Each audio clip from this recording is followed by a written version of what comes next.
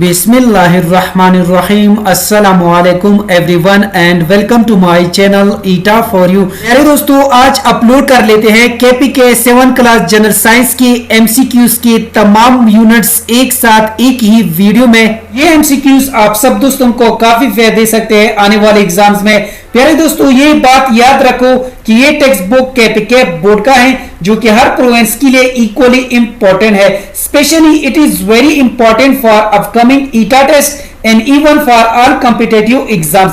ये MCQs consistently हर test में बार बार रिपीट होते हैं। खासतौर पर ईटा की टेस्ट में ये एमसीक्यूज बार बार रिपीट हुए हैं। तो चलिए वीडियो को शुरू करते हैं। वीडियो को शुरू करने से पहले जिन दोस्तों ने अभी तक मेरे चैनल को सब्सक्राइब नहीं किया है तो आप सब दोस्तों से रिक्वेस्ट है कि प्लीज मेरे चैनल को लाइक कीजिए, सब्सक्राइब कीजिए और ज्यादा से ज्यादा शेयर कीजिए। इसमें यूनिट नंबर 1 है प्लांट सिस्टम्स। इस यूनिट के आखिर में जो एक्सरसाइज है इसमें हमारे साथ क्वेश्चन नंबर ए है MCQs choose the correct option, यानी दुरुस्त ऑप्शन का इंतखाब करें। यहाँ पर इस क्वेश्चन नंबर ए में हमारे साथ फर्स्ट क्वेश्चन है the root system which can get water from deep underground sources is. सवाल में कहते हैं कि वो कौन सा रूट है जो डीप अंडरग्राउंड सोर्सेज से पानी हासिल कर सकता है। इसका राइट ऑप्शन है ऑप्शन बी टैप रूट्स। और इसके साथ आप सब दोस्तों ने ये भी याद रखना है कि there are 2 main types of roots. Number first tap roots, number second fibrous roots. Next question कर लेते हैं question number 2 which of the following is not an organ of plant. इस सवाल में कहते हैं कि मंदरजा झील में से कौन सा प्लांट का उज़्व यानी ऑर्गन नहीं है। इसका राइट ऑप्शन है ऑप्शन ए एपिडर्मस, यानी ये प्लांट का ऑर्गन नहीं है।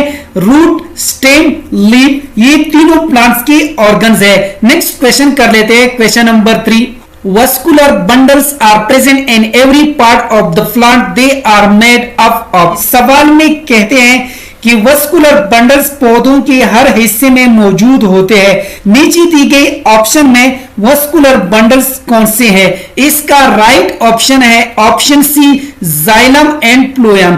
और इसके साथ आप सब दोस्तों ने ये भी याद रखना है जाइलम पानी और मदनियात को जड़ों से पत्तों तक ले जाता है और ये वस्कुलर बंडल्स के दरमियान में पाया जाता है और फ्लोएम पत्तों से तैयार करदा खुराक को पौधों के मुख्तलिफ हिस्सों तक ले जाता है। तो इस लिहाज से यहाँ पर करेक्ट ऑप्शन यही है। नेक्स्ट क्वेश्चन कर लेते हैं question number 4 Amna liked to grow plants on her terrace. The plants were getting light and water every day but they were not growing properly. What suggestion can you give her to improve plant growth? इस सवाल में कहते हैं कि आमना को छत पर पौधे उगाना पसंद था। पौधों को रोजाना रोशनी और पानी मिल रहा था लेकिन वो ठीक से बढ़ नहीं रहे थे। पौधों को बेहतर ग्रो करने के लिए आप उसे क्या मशवरा दे सकते हैं? इसका राइट ऑप्शन है ऑप्शन सी, यानी आमना को ऐसा करना चाहिए कि वो पौधे के बर्तन में कंपोस्ट खाद डाले। नेक्स्ट क्वेश्चन कर लेते हैं question number 5 if water available to plants become less then stomata are closed even at day time this protects plants from. इस सवाल में कहते हैं कि अगर पौधों को दस्तयाब पानी कम हो जाए तो दिन के वक्त भी स्टोमेटा बंद हो जाता है। ऐसा अमल होने से पौधों की हिफाजत किस चीज से होती है? इसका राइट ऑप्शन है ऑप्शन सी वेल्टिंग, यानी अगर पौधों को जो पानी हम देते हैं वो अगर मिकदार में कम हो तो इसकी वजह से जो स्टोमेटा है वो दिन के वक्त बंद हो जाता है।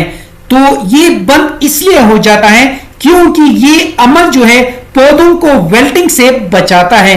इसका राइट ऑप्शन यही है। नेक्स्ट क्वेश्चन कर लेते हैं question number 6 the protective layer around plant part is. इस सवाल में कहते हैं कि पौधों के हिस्सों के इर्द गिर्द हिफाजती लेयर का क्या नाम है? इसका राइट ऑप्शन है ऑप्शन ए एपिडर्मस, यानी पौधों के हिस्सों के इर्द गिर्द हिफाजती लेयर का नाम एपिडर्मस है।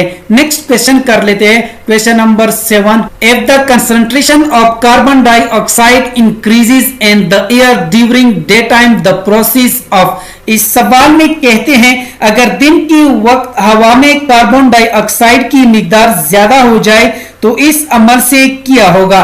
इसका राइट ऑप्शन है option C, photosynthesis will increase. यानी अगर दिन के वक्त हवा में कार्बन डाइऑक्साइड की मिकदार ज्यादा हो जाए तो इस अमल से ज़्यादा तालीब यानी फोटोसिंथेसिस में इजाफा होगा। नेक्स्ट क्वेश्चन कर लेते हैं, question number 8। Plants perform respiration all the time. The purpose of respiration in plants is to release energy. इसका राइट ऑप्शन है ऑप्शन डी, यानी पौधे हर वक्त सांस लेते हैं। पौधों में सांस लेने का मकसद है तवानाई खारिज करना। इसका राइट ऑप्शन यही है। नेक्स्ट क्वेश्चन कर लेते हैं, question number 9। If you stay under trees at night, you can feel dizziness due to। इस सवाल में कहते हैं अगर आप रात को दरख्तों की नीचे रहे तो आपको चक्कर आने की वजह से क्या महसूस हो सकता है। इसका राइट ऑप्शन है option B, low level of oxygen and high level of carbon dioxide. यानी अगर आप रात को दरख्तों की नीचे रहे तो आपको चक्कर आने की वजह से आपको ये महसूस हो सकता है कि ऑक्सीजन का लेवल कम है और कार्बन डाइऑक्साइड का लेवल ज्यादा है, क्योंकि रात के वक्त प्लांट्स कार्बन डाइऑक्साइड को खारिज करते हैं। नेक्स्ट क्वेश्चन कर लेते हैं, question number 10। Which of the following is the correct word equation for respiration. इस सवाल में कहते हैं कि मंदरजा ज़ेल में कौन सा लफ्ज सांस के लिए दुरुस्त लफ्जी मसवात यानी इक्वेशन है। इसका राइट ऑप्शन है option D, glucose plus oxygen. यानी जब ग्लूकोज ऑक्सीजन के साथ रिएक्शन करता है तो इसकी रिएक्शन से जो प्रोडक्ट्स हासिल होंगे वो होंगे carbon dioxide plus water plus energy. यहाँ पर इसमें हमारे साथ यूनिट नंबर 2 है। A team of climbers was climbing a high mountain when they reached near top they felt difficulty in breathing because at high altitude there is. इस सवाल में कहते हैं एक टीम एक ऊंचे पहाड़ पर चढ़ रही थी। जब वो चोटी के करीब पहुंचे तो उन्हें सांस लेने में तकलीफ यानी दुश्वारी महसूस हुई।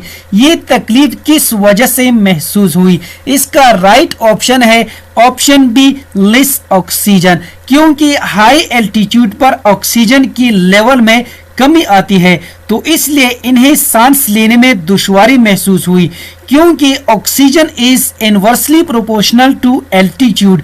यानी अगर एल्टीट्यूड ज्यादा होगा तो ऑक्सीजन कम होगा और अगर एल्टीट्यूड कम होगा तो ऑक्सीजन ज्यादा होगा। तो इस लिहाज से यहाँ पर करेक्ट ऑप्शन यही है। नेक्स्ट क्वेश्चन कर लेते हैं, question number 2। The exchange of substances between blood and body cells can take place at the capillaries. इस सवाल में कहते हैं कि खून और जिस्म की सेल्स के दरमियान चीजों का तबादला हो सकता है। इसमें कहते हैं कि ये तबादला किस में होता है। इसका राइट ऑप्शन है ऑप्शन ए, कैपिलरीज। यानी आर्टरीज को तंग और पतली दीवारों वाली रगों में तकसीम किया गया है जिन्हें कैपिलरीज कहते हैं। यानी खून और जिस्म की सेल्स के दरमियान चीजों का तबादला ये कैपिलरीज में होता है। तो इस लिहाज से यहाँ पर करेक्ट ऑप्शन यही है। नेक्स्ट क्वेश्चन कर लेते हैं, question number 3। A person affected with anemia looks pale and feels tired. All his body cells are getting। इस सवाल में कहते हैं कि खून की कमी से मुतासिरा शख्स पीला नजर आता है और साथ में थकावट भी महसूस करता है तो इसके जिस्म की तमाम सेल्स क्या हासिल कर रहे हैं। इसका राइट ऑप्शन है ऑप्शन बी, लेस ऑक्सीजन। यानी इसके जिस्म के तमाम सेल्स लेस ऑक्सीजन हासिल कर रहे हैं। नेक्स्ट क्वेश्चन कर लेते हैं, question number 4। The exchange of gases between blood and air takes place at. इस सवाल में कहते हैं कि खून और हवा के दरमियान गैसों का तबादला ये किस में होता है। इसका राइट ऑप्शन है ऑप्शन डी, अल्विलाई। यानी खून और हवा के दरमियान गैसों का तबादला अल्विलाई में होता है। नेक्स्ट क्वेश्चन कर लेते हैं, question number 5। Cellular respiration always requires. इस सवाल में कहते हैं कि सेलुलर रेस्पिरेशन को हमेशा किस चीज की जरूरत होती है। इसका राइट ऑप्शन है option A glucose and oxygen, यानी सेलुलर रेस्पिरेशन को हमेशा ग्लूकोज और ऑक्सीजन की जरूरत होती है। नेक्स्ट क्वेश्चन कर लेते हैं, question number 6। Valves are flaps that keep blood flowing in one direction, valves are found in.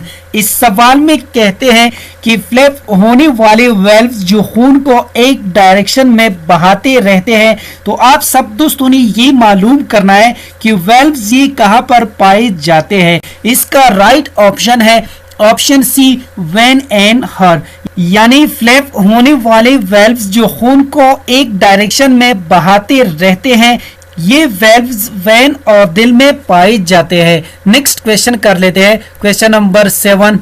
Oxygenated blood is found in 2 chambers of heart including. इस सवाल में कहते हैं कि ऑक्सीजनेटेड ब्लड ये दिल की 2 चैम्बर्स में पाया जाता है। आप सब दोस्तों ने ये मालूम करना है कि इसके अलावा नीचे दी गई ऑप्शन में ये किस में पाया जाता है। इसका राइट ऑप्शन है option C right atrium and right ventricle. Next question कर लेते हैं, question number 8। Which component of blood is liquid. इस सवाल में कहते हैं कि खून का कौन सा कंपोनेंट लिक्विड यानी माया है। इसका राइट ऑप्शन है option A plasma. Next question कर लेते हैं, question number 9। The diagram shows different types of blood cells, which cell is filled with haemoglobin. इस सवाल में कहते हैं अगर इस पिक्चर को गौर से देखा जाए तो इसमें कौन सा सेल हेमोग्लोबिन से भरा हुआ है। इसका राइट ऑप्शन है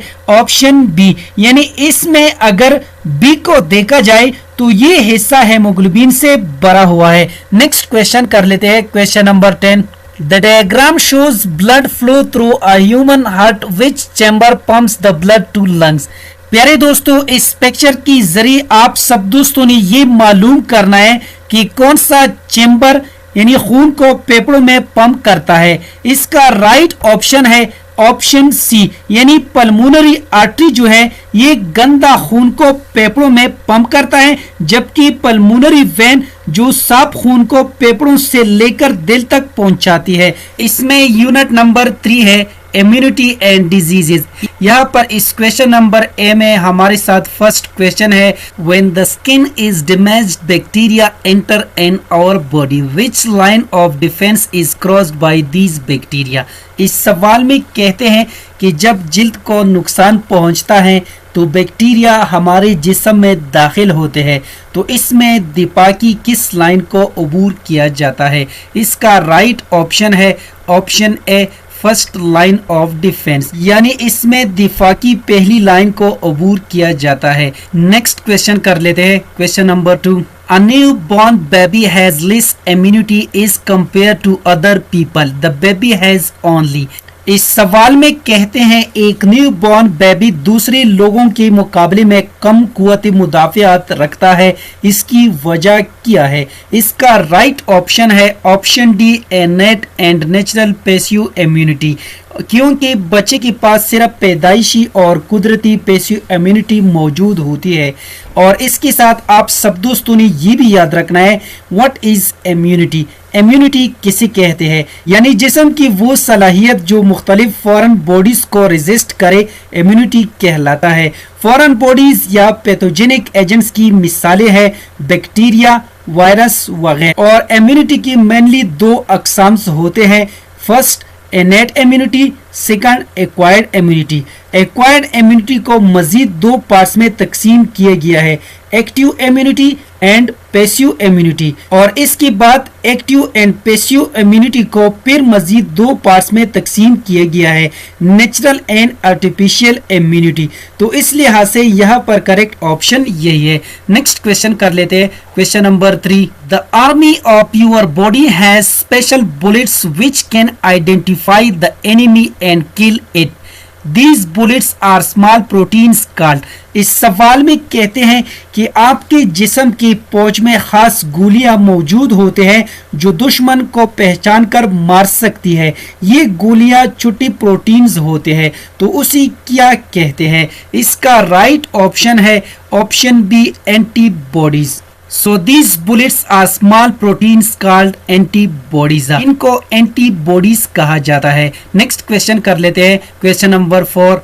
Third line of defense learns about the enemy and adopts accordingly. It is also called। इस सवाल में कहते हैं कि दिफा की तीसरी लाइन दुश्मन के बारे में जानती है और इसके मुताबिक डाल लेती है। इम्यूनिटी की ये कौन सी किस्म है या उसी क्या कहा जाता है?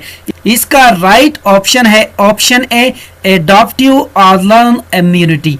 और इसके साथ आप सब दोस्तों ने ये भी याद रखना है, एडॉप्टिव इम्यूनिटी ये वो इम्यूनिटी होती है जो पैदाइश के बाद हासिल होती है। इसमें दिपा की तीसरी लाइन भी शामिल है। ये जरासीम की शनाख्त करता है और ख़ास किस्म की सफ़ेद खून की सेल्स यानी टी सेल और बी सेल बनाना शुरू कर देता है। नेक्स्ट क्वेश्चन कर लेते हैं, question number 5। Binish is allergic to dust and pollen, her health issue is ARN। इस सवाल में कहते हैं बीनिश को डस्ट और पोलन से एलर्जी है। ये एलर्जी किस वजह से है? इसका राइट ऑप्शन है option A, infectious disease. Next question कर लेते हैं, rabies is a very serious threat to health and life of a person. If a rabies infected dog bites a person, the only way to save him is by providing. इस सवाल में कहते हैं rabies एक शख्स की सेहत और जिंदगी के लिए बहुत संगीन खतरा है। अगर रेबीज से मुतासिरा कुत्ता किसी शख्स को काट ले तो उसे बचाने का वाहिद फराहम करदा तरीका कौन सा है? इसका राइट ऑप्शन है option C, artificial passive acquired immunity. Next question कर लेते हैं, question number 7। Maximum number of additional defence layers is required for. इस सवाल में कहते हैं कि ज्यादा से ज्यादा इजाफी डिफेंस लेयर की जरूरत किसको है? इसका राइट ऑप्शन है ऑप्शन ए, मेडिकल स्टाफ। यानी ज्यादा से ज्यादा इजाफी डिफेंस लेयर की जरूरत मेडिकल स्टाफ को होती है। नेक्स्ट क्वेश्चन कर लेते हैं, question number 8। Typhoid and polio spread by fecal oral route. We want to prevent such disease in our area. We should। इस सवाल में कहते हैं कि टाइफाइड और पोलियो मुंह के रास्ते से फैलता है। अगर हम अपने इलाके में ऐसी बीमारियों से बचना चाहते हैं तो हमें इसके रोकथाम के लिए क्या करना चाहिए? इसका राइट ऑप्शन है option D, improve sanitation and hygiene condition. Next question कर लेते हैं, question number 9। Respiratory system related diseases mostly spread through. इस सवाल में कहते हैं कि निज़ामे तनफ्फुस से मुतल्लिका बीमारियां ज्यादातर किससे फैलती है? इसका राइट ऑप्शन है option D, droplets in air. Next question कर लेते हैं, question number 10। Which of these can provide you with long term immunity against infectious diseases. इस सवाल में कहते हैं कि इनमें से कौन सा आपको इन्फेक्शियस डिजीजेस के खिलाफ तफसीली मुद्दती कुव्वत मुदाफ़ियत फराहम कर सकता है?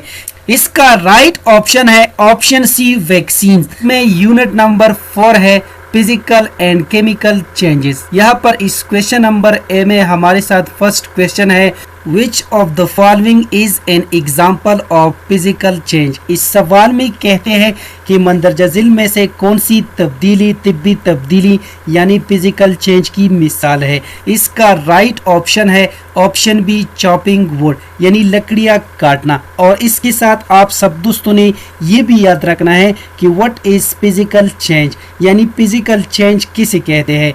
ऐसी तब्दीली जिसमें कोई नई चीज़ पैदा नहीं होती, जो काबिल वापसी हो और अंदरूनी खुसूसियात वही रहे, तो ऐसी तब्दीली को कहा जाता है फिजिकल चेंज। जैसा कि पानी बर्फ में तब्दील हो जाए या बर्फ पानी में, ये आसानी से वापस हो जाता है। और इसी तरह शीशा तोड़ना, लकड़ियां काटना, ये फिजिकल चेंज की मिसालें हैं। नेक्स्ट क्वेश्चन कर लेते हैं, question number 2, which of the following is an example of chemical change.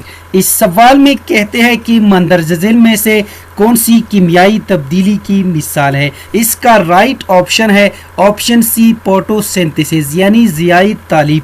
और इसके साथ आप सब दोस्तों ने ये भी याद रखना है कि कीमियाई तब्दीली कैसे कहते हैं। ऐसी तब्दीली जिसमें एक नई चीज़ पैदा होती है जो नाकाबिले वापसी हो और अंदरूनी खसूसियात वही ना रहे, मतलब चेंज हो जाए, ऐसी तब्दीली को कहा जाता है कीमियाई तब्दीली। मसलन अंडा पकाना, मोमबत्ती जलाना वगैरह कीमियाई तब्दीली की मिसालें हैं। नेक्स्ट क्वेश्चन कर लेते हैं, question number 3, which change can be easily reversed. इस सवाल में कहते हैं कि कौन सी तब्दीली को आसानी से वापस किया जा सकता है।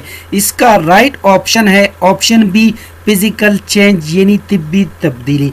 क्योंकि जब हम पानी को रेफ्रिजरेटर में रख देते हैं तो पानी बर्फ़ में तब्दील हो जाती है, और जब हम बर्फ़ को हरारत फराहम कर देते हैं तो बर्फ़ पानी में तब्दील हो जाता है, मतलब बर्फ़ को पानी में आसानी से वापस किया जा सकता है। यहाँ पर फिजिकल चेंज में सिर्फ यानी जो मैटर की हालत होती है वो तब्दील हो जाती है, बल्कि उसे कोई नई चीज़ हासिल नहीं होती है। तो इस लिहाज से फिजिकल चेंज को हम आसानी के साथ वापस कर सकते हैं। नेक्स्ट क्वेश्चन कर लेते हैं, question number 4, when a new substance is formed with properties different from the ones it was formed। इस सवाल में कहते हैं कि वो कौन सी तब्दीली है जिसमें एक नई चीज़ हासिल होती है और उस नई चीज़ की खुसूसियात मुकम्मल तौर पर पुराने मादे से मुख्तलिफ होती है।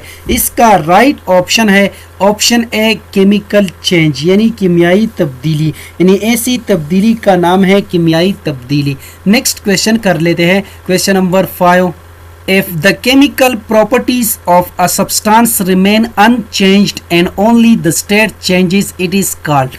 इस सवाल में कहते हैं अगर किसी मादे की कीमियाई खुसूसियात में कोई तब्दीली ना हो और सिर्फ हालत बदल जाए तो ऐसी तब्दीली को क्या कहा जाता है। इसका राइट ऑप्शन है option B, physical change. Next question कर लेते हैं, question number 6, which of the following is an example of a physical change. इस सवाल में कहते हैं कि मंदरजाजिल में से कौन सी फिजिकल चेंज की मिसाल है। इसका राइट ऑप्शन है option C, boiling of water. Next question कर लेते हैं, question number 7, What best describe a physical change। इस सवाल में कहते हैं कि नीचे दी गई ऑप्शंस में कौन सा ऑप्शन तिब्बी तब्दीली की बेहतरीन वजाहत करता है। इसका राइट ऑप्शन है option B, composition stage the same, यानी तिब्बी तब्दीली में कोई नई चीज़ पैदा नहीं होती और इसकी अंदरूनी खुसूसियात हमेशा सेम रहती है। नेक्स्ट क्वेश्चन कर लेते हैं, question number 8, which of the following is an example of a chemical change. इस सवाल में कहते हैं कि मंदरजाजिल में से कौन सी कीमियाई तब्दीली की मिसाल है। इसका राइट ऑप्शन है option C, bread is baked. Next question कर लेते हैं, question number 9, roasting can be prevented by. इस सवाल में कहते हैं कि जंग लगना ये किसकी जरिए से बचा जा सकता है। इसका राइट ऑप्शन है ऑप्शन बी, पेंटिंग। प्यारे दोस्तों, जैसा कि आपको मालूम है कि जब हम आयरन को बाहर रख देते हैं तो कुछ दिन बाद यही आयरन कुछ अलग सा नज़र आएगा, क्योंकि जब आयरन हवा यानी ऑक्सीजन के साथ रिएक्शन करता है then it becomes a different material called iron oxide which is reddish brown and has rough edges. Next question कर लेते हैं, question number 10, milk turn sour this is ah. इस सवाल में कहते हैं कि जब दूध खट्टा हो जाता है तो ऐसी तब्दीली को क्या कहा जाता है। इसका राइट ऑप्शन है ऑप्शन बी केमिकल चेंज यानी किमियाई तब्दीली, यानी जब दूध खट्टा हो जाता है तो ऐसी तब्दीली को किमियाई तब्दीली कहते हैं। स्ट्रक्चर ऑफ एन एटम, यहाँ पर इस क्वेश्चन नंबर ए में हमारे साथ फर्स्ट क्वेश्चन है न्यूट्रॉन्स कैरी। इस सवाल में कहते हैं कि न्यूट्रॉन ले जाते हैं, यानी कि न्यूट्रॉन कौन सा चार्ज ले जाते हैं। इसका राइट ऑप्शन है option A no electric charge, यानी न्यूट्रॉन कोई बरकी चार्ज नहीं ले जाते हैं। और इसके साथ आप सब दोस्तों ने ये भी याद रखना है कि न्यूट्रॉन एटम का बुनियादी ज़रा है। न्यूट्रॉन हमेशा एटम की न्यूक्लियस में ही होता है, न्यूट्रॉन पर कोई चार्ज नहीं होता, यानी ये न्यूट्रल होता है। नेक्स्ट क्वेश्चन कर लेते हैं, question number 2, the smallest particle of an element is. इस सवाल में कहते हैं कि एलिमेंट का सबसे छोटा जर्रा क्या कहलाता है। इसका राइट ऑप्शन है ऑप्शन बी एटम, यानी एलिमेंट का सबसे छोटा जर्रा एटम कहलाता है। नेक्स्ट क्वेश्चन कर लेते हैं, question number 3, carbon has a mass number of 12, it has protons and neutrons. इस सवाल में कहते हैं कि कार्बन की कीमियत 12 है। आप सब दोस्तों ने इस सवाल में ये मालूम करना है कि कार्बन की एटम में कितने प्रोटॉन्स और न्यूट्रॉन्स होते हैं। इसका राइट ऑप्शन है ऑप्शन ए।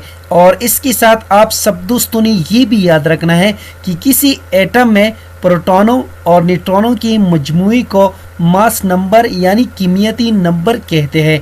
मास नंबर को ऐसे जाहिर किया जाता है। नेक्स्ट क्वेश्चन कर लेते हैं, question number 4, the nucleus of an atom contains protons and neutrons. इसका राइट ऑप्शन है ऑप्शन डी, यानी किसी एटम की सेंटर को न्यूक्लियस कहते हैं, इसमें प्रोटॉन और न्यूट्रॉन्स होते हैं। नेक्स्ट क्वेश्चन कर लेते हैं, क्वेश्चन नंबर 5, प्रोटॉन्स कैरी। इस सवाल में कहते हैं कि प्रोटॉन पर कौन सा चार्ज होता है, यानी प्रोटॉन्स कौन सा चार्ज रखते हैं। इसका राइट ऑप्शन है ऑप्शन ए पॉजिटिव चार्ज, यानी प्रोटॉन एटम का एक बुनियादी जरा है जो हमेशा एटम की न्यूक्लियस में होता है। प्रोटॉन पर मुस्बत चार्ज होता है, यानी protons carry positive charge. Next question कर लेते हैं, question number 6, the atomic number of an element tells the number of protons only. इसका राइट ऑप्शन है ऑप्शन बी, किसी एटम में इलेक्ट्रॉनों या प्रोटॉनों की तादाद को एटॉमिक नंबर कहते हैं। एटॉमिक नंबर को Z से जाहिर किया जाता है और हर एटम को उसके एटॉमिक नंबर से पहचाना जाता है। नेक्स्ट क्वेश्चन कर लेते हैं, question number 7, if the atomic mass of nitrogen is 14 and it has 7 neutrons, how many electron does a nitrogen atom have? इस सवाल में कहते हैं अगर नाइट्रोजन का एटमी कीमियत 14 है और इसमें 7 न्यूट्रॉन्स हैं, तो आप सब दोस्तों ने इस सवाल में ये मालूम करना है कि नाइट्रोजन के एटम में कितने इलेक्ट्रॉन्स होते हैं। इसका राइट ऑप्शन है ऑप्शन डी 7। और इसके साथ आप सब दोस्तों ने ये भी याद रखना है, यानी एक एटम इलेक्ट्रिकली न्यूट्रल होता है क्योंकि इसमें प्रोटॉनों और इलेक्ट्रॉनों की तादाद हमेशा बराबर होती है। किसी एटम में मौजूद प्रोटॉन या इलेक्ट्रॉन की तादाद को एटॉमिक नंबर कहते हैं। नेक्स्ट क्वेश्चन कर लेते हैं, question number 8, the mass number of an atom is represented by. इस सवाल में कहते हैं किसी एटम की कीमियती नंबर को किस सिंबल से जाहिर किया जाता है। इसका राइट ऑप्शन है ऑप्शन ए। और इसके साथ आप सब दोस्तों ने ये भी याद रखना है कि किसी एटम में प्रोटॉनों और न्यूट्रॉनों की मजमूई को मास नंबर यानी कीमियती नंबर कहते हैं। मास नंबर को कैपिटल लेटर ऐसे जाहिर किया जाता है। नेक्स्ट क्वेश्चन कर लेते हैं, question number 9, nitrogen is an element with symbol N and the atomic number is 7. Its electronic configuration is represented as। इस सवाल में कहते हैं कि नाइट्रोजन एक एलिमेंट है जिसका एटमी नंबर 7 है और इसको N से जाहिर किया जाता है। So its electronic configuration is represented as 2,5। इसका राइट ऑप्शन है ऑप्शन ए। नेक्स्ट क्वेश्चन कर लेते हैं, question number 10। What is the sequence of the elements in the periodic table? Lithium, beryllium, helium, nitrogen. इस सवाल में कहते हैं कि नीचे दी गई ऑप्शंस में कुछ एलिमेंट्स पीरियोडिक टेबल से उठाए गए हैं, तो इन एलिमेंट्स की तरतीब क्या है? इसका राइट ऑप्शन है ऑप्शन ए। प्यारे दोस्तों, अगर पीरियोडिक टेबल को गौर से देखा जाए, जैसे कि आप सब दोस्तों को स्क्रीन पे नजर आ रहा है, तो यहाँ पर आप सब दोस्त देख सकते हैं कि इस पीरियोडिक टेबल में हमारे साथ पहला एलिमेंट कौन सा है, यानी इन एलिमेंट्स की तरतीब किस तरह है। तो यहाँ पर अगर देखा जाए तो यहाँ पर इस पीरियोडिक टेबल में हमारे साथ पहला एलिमेंट जो है वो हीलियम, दूसरा लिथियम, तीसरा बेरिलियम, चौथा नाइट्रोजन। तो इस लिहाज से यहाँ पर करेक्ट ऑप्शन यही है। इसमें यूनिट नंबर 6 है केमिकल बॉन्ड्स। यहाँ पर इस क्वेश्चन नंबर ए में हमारे साथ फर्स्ट क्वेश्चन है, the valency of nitrogen is 3 and that of hydrogen is 1. The chemical formula of ammonia is। इस सवाल में कहते हैं कि नाइट्रोजन की वैलेंसी 3 है और हाइड्रोजन की 1। यहाँ पर अमोनिया का कीमियाई फार्मूला कौन सा है? इसका राइट ऑप्शन है ऑप्शन सी NH3। और इसके साथ आप सब दोस्तों ने ये भी याद रखना है कि what is valency? Valency is the combining capacity of atoms to form bonds. और नेक्स्ट है इसमें केमिकल फार्मूला, यानी what is chemical formula? The symbolic representation of the elements that are bonded together in a compound is known as chemical formula. Next question कर लेते हैं, question number 2। During the formation bonds metals tend to. इस सवाल में कहते हैं कि bonds की फॉर्मेशन के दौरान मेटल्स का रुझान क्या होता है? इसका राइट ऑप्शन है ऑप्शन बी लॉस इलेक्ट्रॉन्स, यानी बॉन्ड्स की फॉर्मेशन के दौरान मेटल जो है वो इलेक्ट्रॉन्स को देते हैं। इसका राइट ऑप्शन यही है। नेक्स्ट क्वेश्चन कर लेते हैं, question number 3। Electrostatic attraction occurs between to. इस सवाल में कहते हैं कि इलेक्ट्रोस्टैटिक अट्रैक्शन जो है ये किन दो के दरमियान होती है? इसका राइट ऑप्शन है option B ions of opposite charges, यानी electrostatic attraction occurs between two ions of opposite charges. और इसके साथ आप सब दोस्तों ने ये भी याद रखना है कि व्हाट इज इलेक्ट्रोस्टैटिक, यानी इलेक्ट्रोस्टैटिक किसे कहते हैं? The branch of physics in which we study about the charges when they are at rest. Next question कर लेते हैं, question number 4. The electrons involved in bonding are found in। इस सवाल में कहते हैं कि वो इलेक्ट्रॉन्स जो बॉन्डिंग में इन्वॉल्व होते हैं वो किस में पाए जाते हैं? इसका राइट ऑप्शन है option C in the outer most shell. The electrons involved in bonding are found in the outer most shell. Next question कर लेते हैं, question number 5। An atom that has 6 out of 8 electrons in its outermost shell well। इस सवाल में कहते हैं कि एक एटम है जिसकी आखिरी शेल में 8 में से 6 इलेक्ट्रॉन्स हैं। तो आप सब दोस्तों ने ये मालूम करना है कि ये इलेक्ट्रॉन हासिल करते हैं या छोड़ देते हैं, या ये कौन सा तरीका अपनाता है? इसका राइट ऑप्शन है option B it gain 2 electrons. Next question कर लेते हैं, question number 6। A negative ion is formed when an atom is gained an electron। इसका राइट ऑप्शन है ऑप्शन बी। इसमें कहते हैं कि जब कोई एटम एक इलेक्ट्रॉन हासिल करता है तो उस पे एक मनफी आयन बनता है, यानी कि जब कोई एटम इलेक्ट्रॉन लॉस करता है तो उस पे पॉजिटिव आयन बनता है। मसलन सोडियम क्लोरीन, यानी सोडियम जब क्लोरीन को एक इलेक्ट्रॉन देता है तो सोडियम पे पॉजिटिव आयन आ जाता है, और इलेक्ट्रॉन जो है यानी क्लोरीन हासिल करता है तो यहाँ पर क्लोरीन पे नेगेटिव आयन बनता है।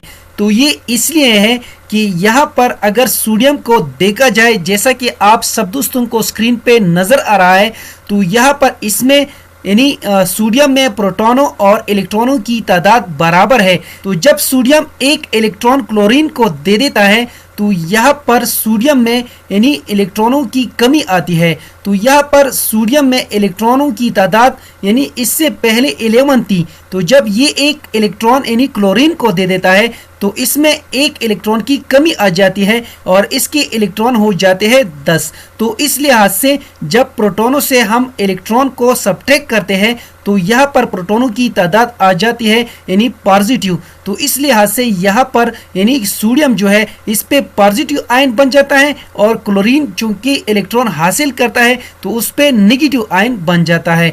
नेक्स्ट क्वेश्चन कर लेते हैं, क्वेश्चन नंबर 7। इस सवाल में कहते हैं कि एल्यूमिनियम ऑक्साइड एल्यूमिनियम आयन और एक ऑक्साइड आयन से बनता है। तो यहाँ पर एल्यूमिनियम ऑक्साइड का फार्मूला कौन सा है? इसका राइट ऑप्शन है ऑप्शन सी। नेक्स्ट क्वेश्चन कर लेते हैं, question number 8। The atomic number of hydrogen is 1, the number of valence electron and hydrogen atom is.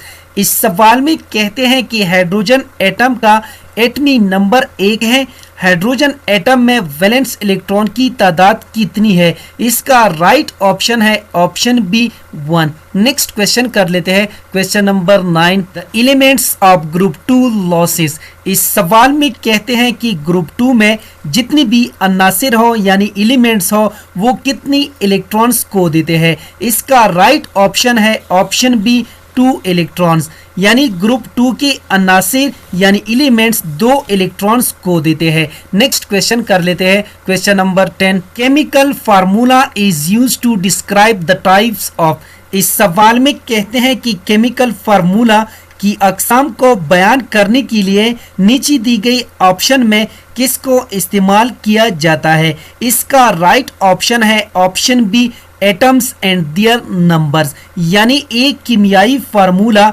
एटमों की अक़साम और उनकी तादाद को बयान करने के लिए इस्तेमाल किया जाता है। यहाँ पर इस क्वेश्चन नंबर ए में हमारे साथ फर्स्ट क्वेश्चन है, the mixture of solid and liquid is called solution, what is the liquid called. इस सवाल में कहते हैं कि सॉलिड और लिक्विड के मुरक्कब को सॉल्यूशन कहा जाता है, तो इस सॉल्यूशन में लिक्विड को क्या कहते हैं? इसका राइट ऑप्शन है ऑप्शन बी सॉल्वेंट। और इसके साथ आप सब दोस्तों ने ये भी याद रखना है कि चीनी और पानी की मुरक्कब को सॉल्यूशन कहा जाता है।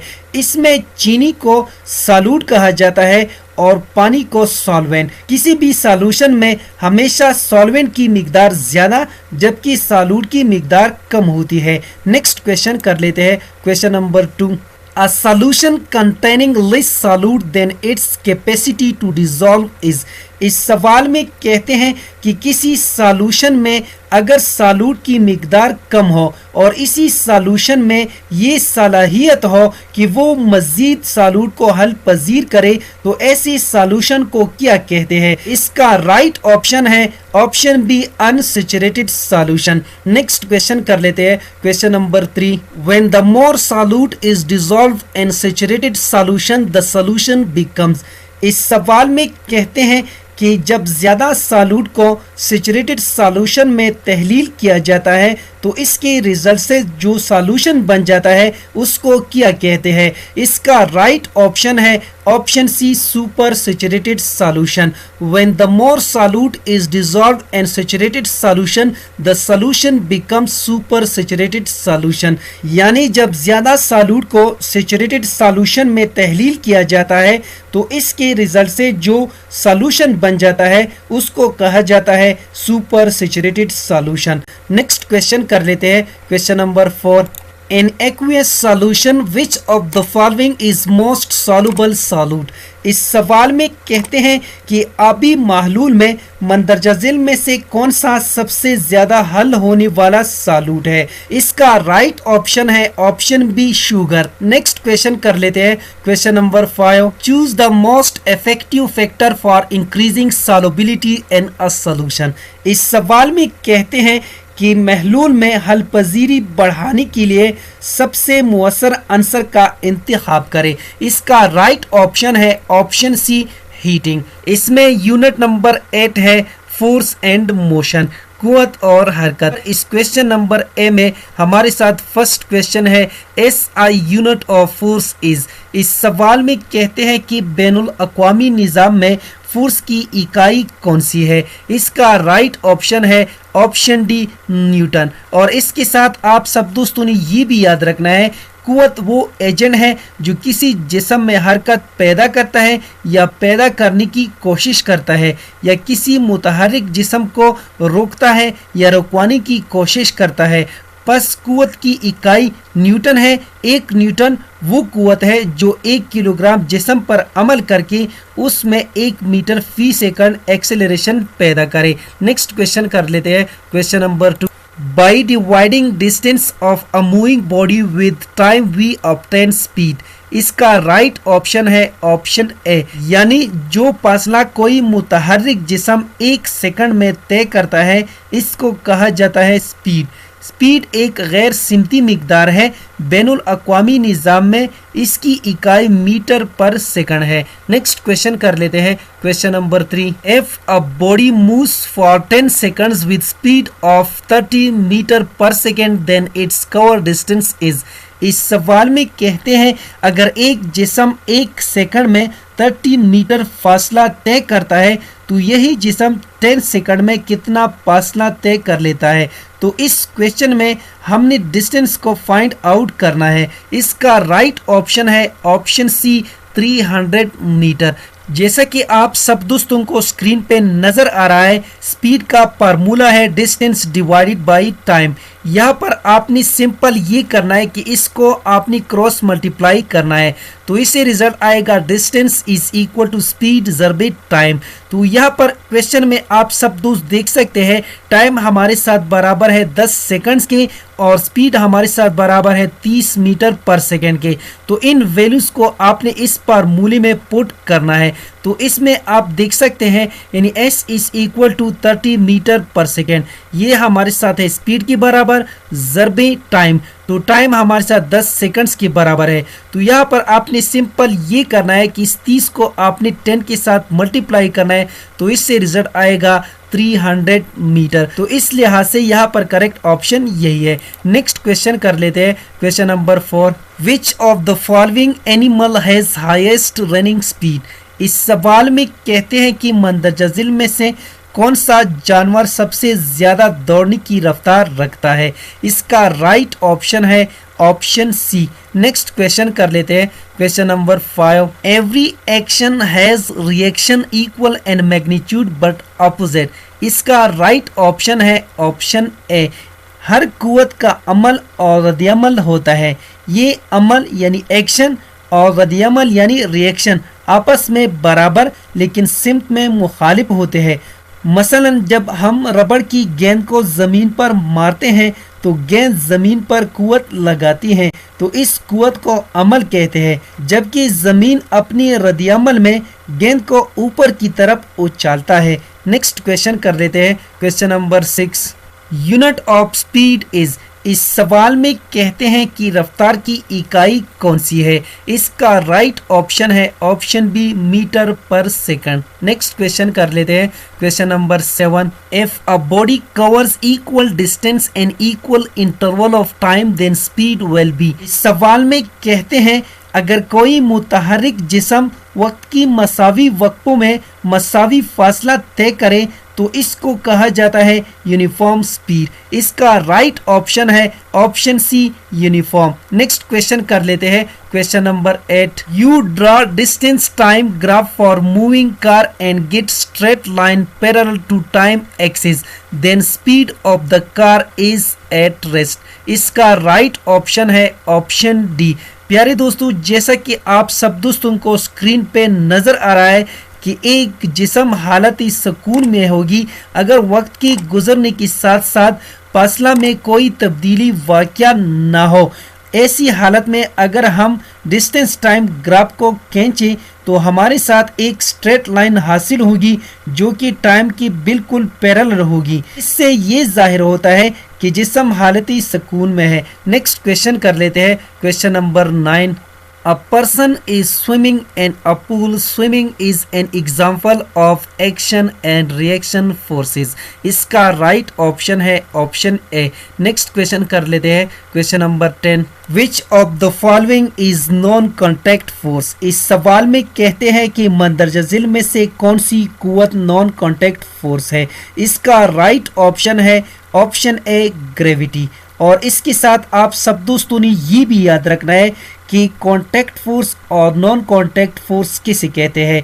कॉन्टैक्ट फोर्स यानी that type of force in which two objects physically contact with each other is known as contact force, मसलन when you kick a football. और नेक्स्ट है हमारे साथ नॉन कॉन्टैक्ट फोर्स यानी that type of force in which two object physically are not contacting with each other is known as non-contact force, यानी the gravitational force between earth and the sun। इसमें unit number 9 है waves and energy। यहाँ पर इस question number A में हमारे साथ first question है hertz is the unit of. इसका राइट ऑप्शन है ऑप्शन डी फ्रीक्वेंसी। और इसके साथ आप सब दोस्तों ने ये भी याद रखना है कि किसी खास एरिया से एक सेकंड में गुजरने वाली मौजों यानी वेव्स की तादाद को फ्रीक्वेंसी कहते हैं।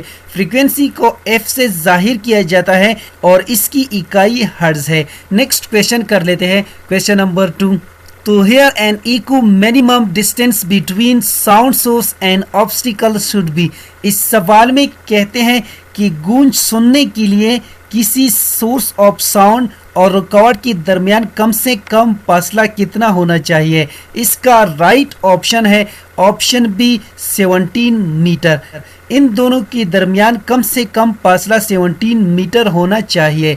नेक्स्ट क्वेश्चन कर लेते हैं, question number 3। Which of the following is a longitudinal wave. इसका राइट ऑप्शन है option C P seismic waves. Next question कर लेते हैं, question number 4। Which has the highest pitch of sound. इस सवाल में कहते हैं कि कौन सी आवाज की पिच सबसे ज्यादा है।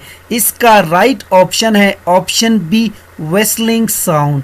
और इसके साथ आप सब दोस्तों ने ये भी याद रखना है यानी आवाज की वो कैरेक्टरिस्टिक्स जिसकी बिना पर हम किसी बारीक और बारी आवाज में फर्क कर सकते हैं, ऐसी कैरेक्टरिस्टिक्स को पिच ऑफ साउंड कहते हैं। ये फ्रीक्वेंसी पे डिपेंड करता है। अगर फ्रीक्वेंसी ज्यादा हो पिच ऑफ साउंड ज्यादा होगा, अगर फ्रीक्वेंसी कम हो तो पिच ऑफ साउंड कम होगी। तो इस लिहाज से यहाँ पर करेक्ट ऑप्शन यही है। नेक्स्ट क्वेश्चन कर लेते हैं, question number 5। If a wave has 3 crest and 3 troughs then what is its frequency. इस सवाल में कहते हैं अगर किसी मौज यानी वेव में 3 क्रस्ट और 3 ट्रफ्स हो तो नीचे दी गई ऑप्शन में इसकी फ्रीक्वेंसी कौन सी है। इसका राइट ऑप्शन है ऑप्शन ए 3 हर्ट्ज। जैसा कि आप सब दोस्तों को स्क्रीन पे नजर आ रहा है, crust of wave it is the portion of transverse waves above the mean position, तो इसको कहा जाता है crust of wave। नेक्स्ट है trough of wave it is the portion of transverse waves below the mean position। Next question कर लेते हैं, question number 6। Sound waves can not pass through. इस सवाल में कहते हैं कि मंदरजा झील में कौन सी चीज में आवाज की इशाअत नामुमकिन है या साउंड वेव्स किस में नहीं गुजर सकती। इसका राइट ऑप्शन है ऑप्शन डी वैक्यूम। और इसके साथ आप सब दोस्तों ने ये भी याद रखना है आवाज तूली मौजों की मिसाल है और तूली मौजों की इशाअत के लिए मादी वासिती की ज़रूरत होती है। आवाज ठोस माया और गैस से गुजर सकती है लेकिन खलामे से नहीं गुजर सकती। नेक्स्ट क्वेश्चन कर लेते हैं, question number 7। Which of the following animal has the lowest pitch of sound. इस सवाल में कहते हैं कि मंदरजा झील में से कौन सी जानवर की आवाज की सबसे कम पिच है। इसका राइट ऑप्शन है ऑप्शन बी डॉग। और इसके साथ आप सब दोस्तों ने ये भी याद रखना है किसी आवाज की फ्रीक्वेंसी जितनी ज्यादा होगी उतनी ही आवाज की पिच ज्यादा होगी। औरत, बच्चे, परिंदों और बिल्ली की आवाज़ की पिच ज़्यादा होती है, लिहाजा उनकी आवाज़ बारीक होती है, जबकि आदमी मेंढक और कुत्ते की आवाज़ की पिच कम होती है, लिहाजा उनकी आवाज़ भारी होती है। नेक्स्ट क्वेश्चन कर लेते हैं, question number 8। A frequency of sound is double but amplitude of his sound wave is kept constant, then loudness remains same and pitch increases। इसका राइट ऑप्शन है ऑप्शन डी, यानी इसमें लाउडनेस एक ही रहती है और पिच ऑफ साउंड में इजाफा होता है। नेक्स्ट क्वेश्चन कर लेते हैं, question number 9। Which of the following is a longitudinal wave? इसका राइट ऑप्शन है ऑप्शन ए साउंड वेव। नेक्स्ट क्वेश्चन कर लेते हैं, question number 10। Product of frequency and time period of a wave is. इस सवाल में कहते हैं कि टाइम पीरियड और फ्रीक्वेंसी की हासिल ज़रब से कौन सा आंसर आएगा। इसका राइट ऑप्शन है ऑप्शन ए 1। जैसा कि आप सब दोस्तों को स्क्रीन पे नज़र आ रहा है, एज वी नो दैट, जैसा कि हम जानते हैं फ्रीक्वेंसी का फार्मूला है n बाई टी। यहाँ पर n रिप्रेजेंट करता है यानी number of waves passing through a point divided by time taken by waves to pass through a point, और टाइम पीरियड का फार्मूला है t is equal to T by N. यहाँ पर t रिप्रेजेंट करता है time taken by waves to pass through the point divided by number of waves passing through the point. तो यहाँ पर आपने इस इक्वेशन को इस इक्वेशन के साथ मल्टीप्लाई करना है, तो ये f इस t के साथ मल्टीप्लाई हो जाएगा और n बाई टी ये मल्टीप्लाई हो जाएगा t बाई n के साथ, जैसा कि आपको स्क्रीन पे नज़र आ रहा है। यहाँ पर हमारे साथ नोमिनेटर और डिनोमिनेटर सेम है। अगर यहाँ पर देखा जाए ये n इस n के साथ कैंसिल हो जाएगा और ये t इस t के साथ कैंसिल हो जाएगा, तो इससे रिजल्ट आएगा 1, यानी t multiply by f is equal to 1, यानी the product of frequency and time period that is equal to 1। तो इस लिहाज से यहाँ पर करेक्ट ऑप्शन यही है। और इसके साथ आप सब दोस्तों ने ये भी याद रखना है, frequency of a wave and it's time period are inverse of each other, जैसा कि आपको स्क्रीन पे नजर आ रहा है, यानी f is equal to 1 over t और t is equal to 1 over f। इसमें यूनिट नंबर 10 है हीट एंड टेम्परेचर। इस क्वेश्चन नंबर ए में हमारे साथ फर्स्ट क्वेश्चन है, J is the symbol for unit joule, it is the unit of. इस सवाल में कहते हैं कि J यूनिट जूल की अलामत है और इस क्वेश्चन में आप सब दोस्तों ने ये मालूम करना है कि जूल किसकी इकाई है। इसका राइट ऑप्शन है ऑप्शन बी हीट, यानी बैनुल अक़वामी निज़ाम में हरारत यानी हीट की इकाई जूल है। नेक्स्ट क्वेश्चन कर लेते हैं, question number 2। If your classroom temperature is 27 degree centigrade, what is its value in Kelvin scale? इस सवाल में कहते हैं अगर आपकी क्लासरूम का दर्जे हरारत यानी टेम्परेचर 27 डिग्री सेंटीग्रेड है तो आपने इसका दर्जे हरारत केल्विन स्केल में फाइंड आउट करना है, यानी what is it's value in kelvin scale. इसका राइट ऑप्शन है ऑप्शन सी 300 केल्विन। जैसे कि आप सब दोस्तों को स्क्रीन पे नजर आ रहा है, एज वी नो दैट, जैसा कि हम जानते हैं इसका फार्मूला ये है, यानी केल्विन स्केल को फाइंड आउट करने का जो फार्मूला है वो कुछ इस तरह है, यानी K is equal two degree centigrade plus 273। तो यहाँ पर आपने इस डिग्री सेंटीग्रेड की जगह 27 को पुट करना है यानी दर्ज करना है, तो यहाँ पर 27 इस 273 के साथ ऐड हो जाएगा, तो इससे रिजल्ट आएगा K इज इक्वल टू 300। तो इस लिहाज से यहाँ पर करेक्ट ऑप्शन यही है। नेक्स्ट क्वेश्चन कर लेते हैं, question number 3। Which of the following is the best conductor. इस सवाल में कहते हैं कि मंदरजा झिल में कौन सी चीज हरारत के लिए बेहतरीन मौसल यानी कंडक्टर है। इसका राइट ऑप्शन है ऑप्शन सी मेटल, यानी metal is the best conductor of heat and electricity. Next question कर लेते हैं, question number 4। Which temperature of the following is representing melting point of ice. इस सवाल में कहते हैं कि मंदरजा झिल में से कौन सा दर्जे हरारत मेल्टिंग पॉइंट ऑफ आइस को जाहिर कर रहा है। इसका राइट ऑप्शन है ऑप्शन सी 273 केल्विन। और इसके साथ आप सब दोस्तों ने ये भी याद रखना है कि सेंटीग्रेड स्केल के लिए नुक्ते इंजुमात 0 डिग्री सेंटीग्रेड है, फ़ारेनहाइट स्केल के लिए नुक्ते इंजमात 32 डिग्री फ़ारेनहाइट है, जबकि केल्विन स्केल के लिए 273 केल्विन है। नेक्स्ट क्वेश्चन कर लेते हैं, question number 5। Mercury thermometer is used to measure temperature of a body, which process is used in it. इस सवाल में कहते हैं कि मर्करी थर्मामीटर जिस्म की दर्जे हरारत की पैमाइश के लिए इस्तेमाल होता है, then which process is used in it. इसका राइट ऑप्शन है ऑप्शन सी, थर्मल एक्सपेंशन। और इसके साथ आप सब दोस्तों ने ये भी याद रखना है, हरारत की वजह से किसी जिस्म में एक्सपेंशन को थर्मल एक्सपेंशन या हरारती फैलाव कहते हैं। इसका राइट ऑप्शन यही है। नेक्स्ट क्वेश्चन कर लेते हैं, question number 6। Which of the following is the worst conductor. इस सवाल में कहते हैं कि मंदजजिल में से कौन सा बदतरीन मौसल है। जैसा कि आप सब दोस्तों को स्क्रीन पे नजर आ रहा है, मेटल ये हमारे साथ बेस्ट कंडक्टर है, वुड हमारे साथ कंडक्टर नहीं है, वूल हमारे साथ कंडक्टर नहीं है। तो इस लिहाज से यहाँ पर करेक्ट ऑप्शन है ऑप्शन डी, एयर। यानी इस क्वेश्चन के मुताबिक एयर बदतरीन मौसल है। नेक्स्ट क्वेश्चन कर लेते हैं, क्वेश्चन नंबर 7।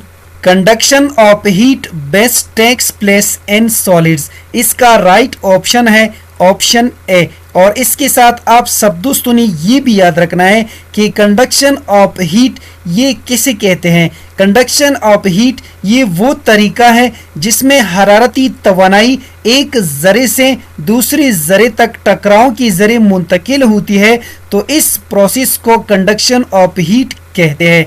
नेक्स्ट क्वेश्चन कर लेते हैं, question number 8। Material that traps air like for wool and sawdust are heat.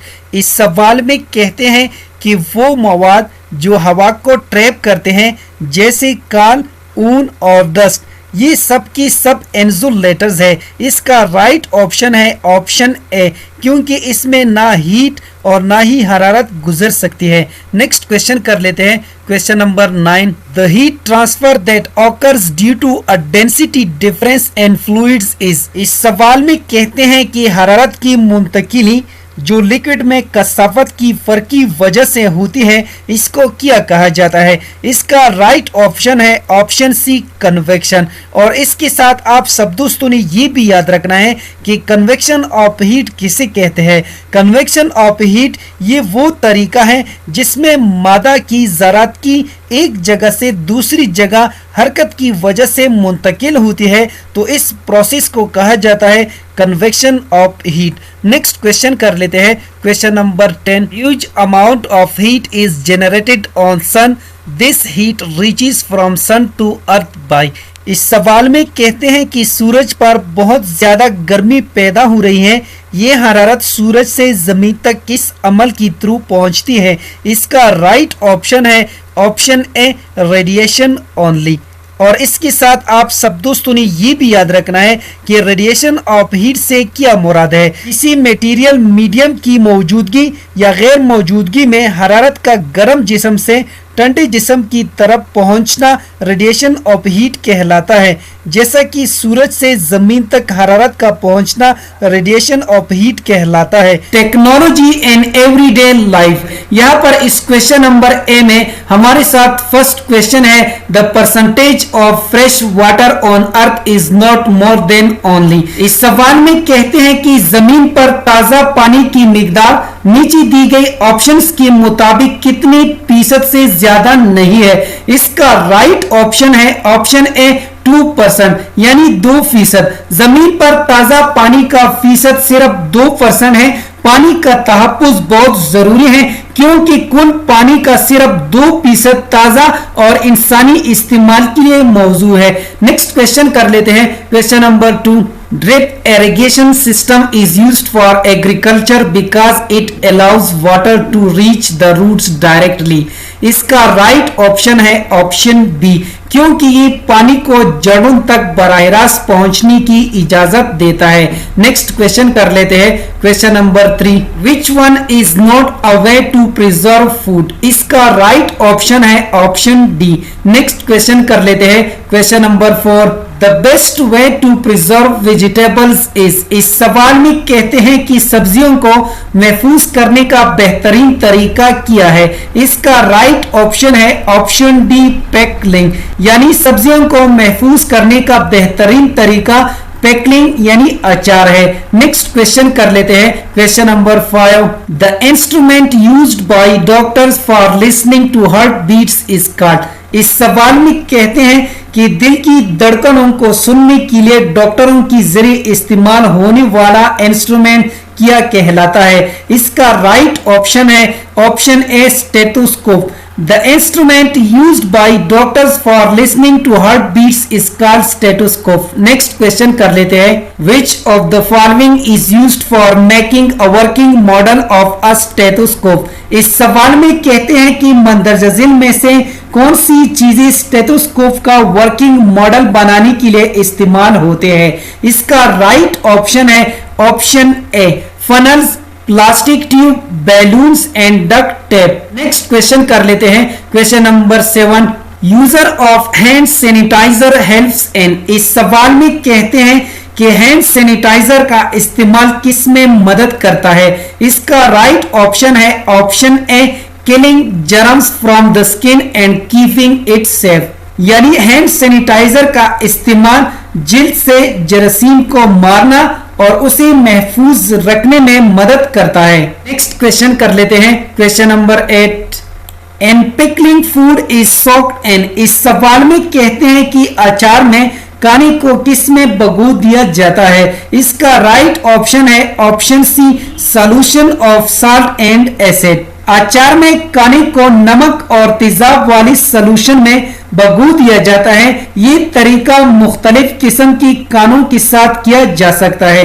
Next question कर लेते हैं, question number 9। The process of food preservation in which bacteria is allowed to grow against the harmful bacteria is called. इस सवाल में कहते हैं कि खुराक को महफूज करने का वो कौन सा अमल है जिसमें बैक्टीरिया को नुकसानदेह बैक्टीरिया के खिलाफ बढ़ने दिया जाता है। इसका राइट ऑप्शन है ऑप्शन ए fermentation.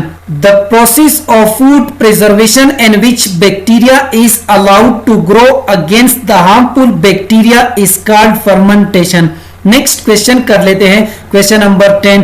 पास्चुराइजेशन मीन्स, इस सवाल में कहते हैं कि पास्चुराइजेशन का क्या मतलब है। इसका राइट ऑप्शन है option B heating at a certain temperature to keep food microbe free.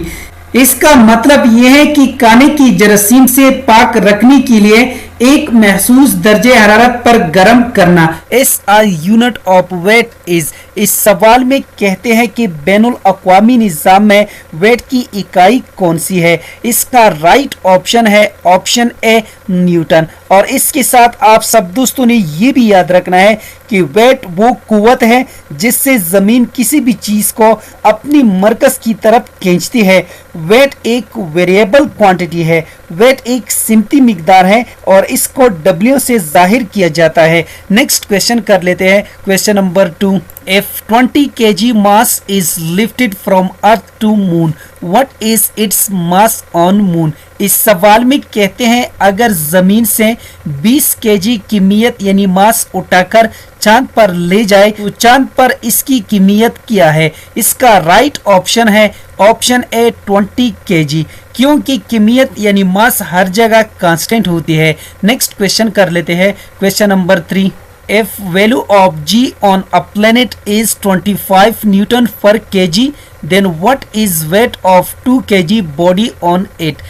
इस सवाल में कहते हैं अगर किसी सियारे पर जी की कीमत 25 न्यूटन पर केजी है तो इस पर 2 किलो जिस्म का वजन क्या है। इस क्वेश्चन को मैं ऑलरेडी यहाँ पर हल कर चुका हूँ, जैसा कि आप सब दोस्तों को स्क्रीन पे नजर आ रहा है।